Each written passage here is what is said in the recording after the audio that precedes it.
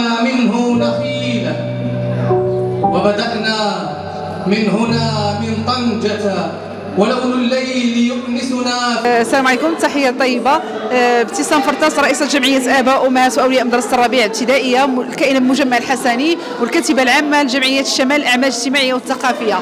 اليوم حنا جد سعداء الاحتفال بثلاثة ديال الأحداث التاريخية: الذكرى ال50 للمسيرة الخضراء، الذكرى ال70 لعيد الاستقلال، وعيد الوحدة.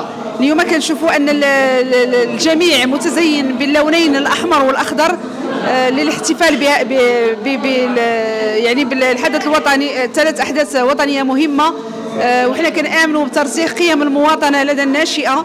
فشكرا لجمعية الشمال للأعمال الاجتماعية على إتاحة هذه الفرصة لدى الناشئة. السلام عليكم، معكم عمرو عبد العالي، رئيس جمعية الشمال للأعمال الاجتماعية والثقافية.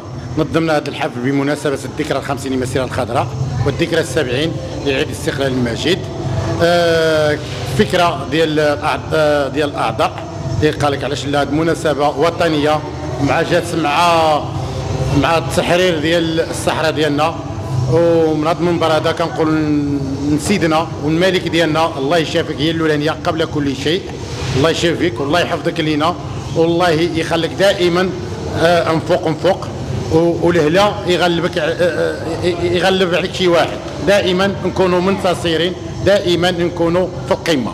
ومن هذا المنبر هذا وكذلك كنشكر المسرح الحداد اللي عطانا هذه الفرصه هذه هي اللي نظمنا هذا الحفل هذا هو بهذه المناسبه. وكنشكر كذلك عاود الاعضاء ديال الجمعيه اللي قاموا بواحد الدور كبير وكل واحد باسمه اللي كنشكرهم جميعهم.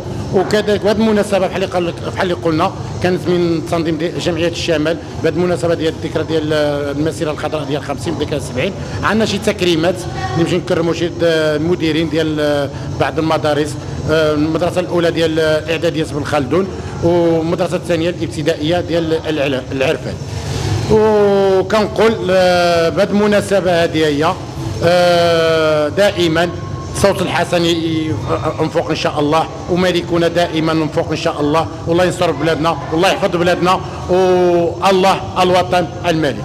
وكذلك ما نساوش الاعضاء ديال جمعيه الشمال كل واحد باسمه يخدموا، عملوا واحد الدور كبير في هذا التنظيم هذا هو في هذا الانجاح هذا هو.